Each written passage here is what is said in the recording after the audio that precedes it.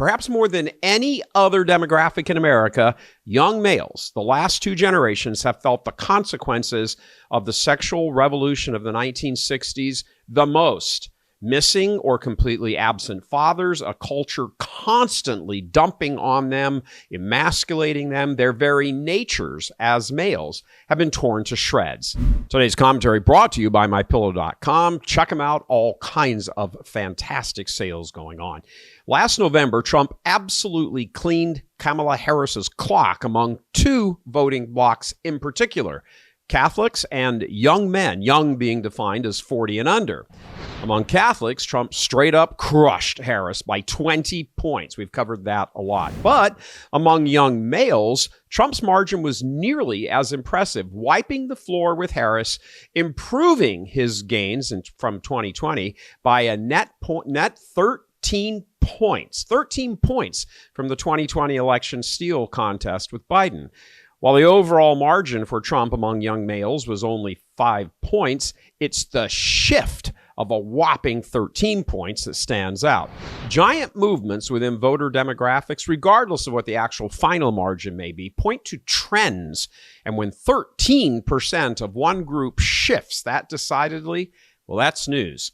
The same thing happened with specifically young black males and young Hispanic males. So what political types do when this sort of things happen is they sit around and they go, why? Why did that happen? And that's what we're talking about today. Perhaps more than any other demographic in America, young males, the last two generations, have felt the consequences of the sexual revolution of the 1960s the most. Missing or completely absent fathers, a culture constantly dumping on them, emasculating them, their very natures as males have been torn to shreds.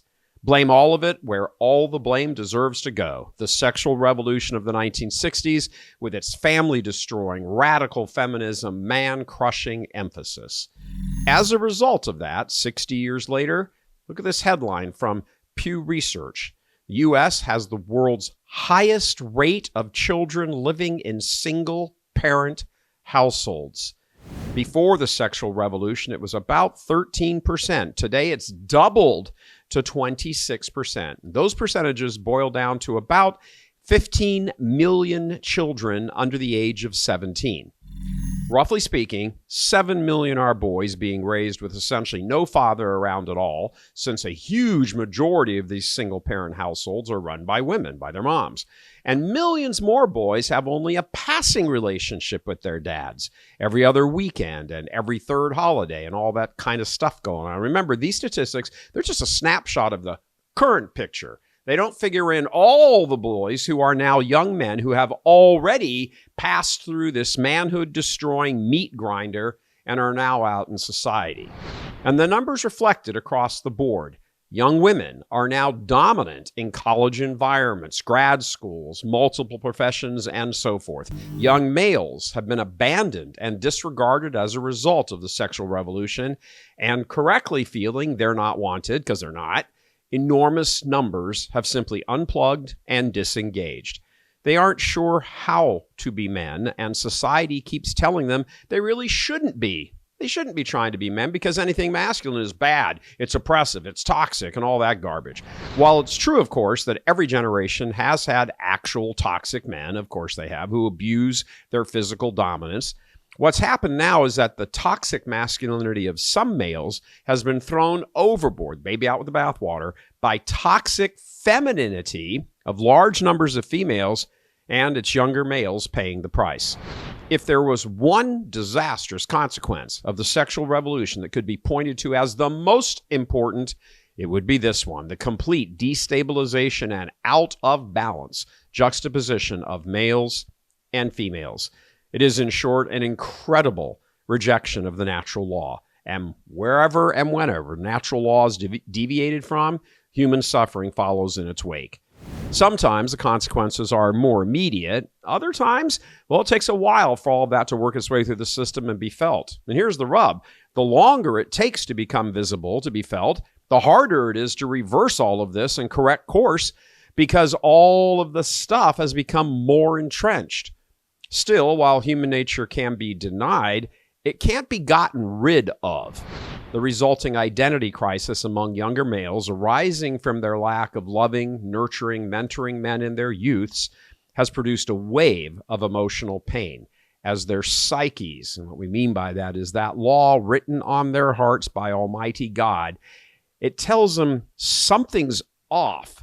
They can't name it necessarily, probably very unlikely, but they know it. They know it down deep where it counts. When something comes around which psychologically signals all of this to them, and here we're not even talking about consciously, they gravitate toward it. That's human nature, following natural law. Enter Donald Trump and his team of plain speak and smackdown, much more aggressive, no beta males allowed crowd.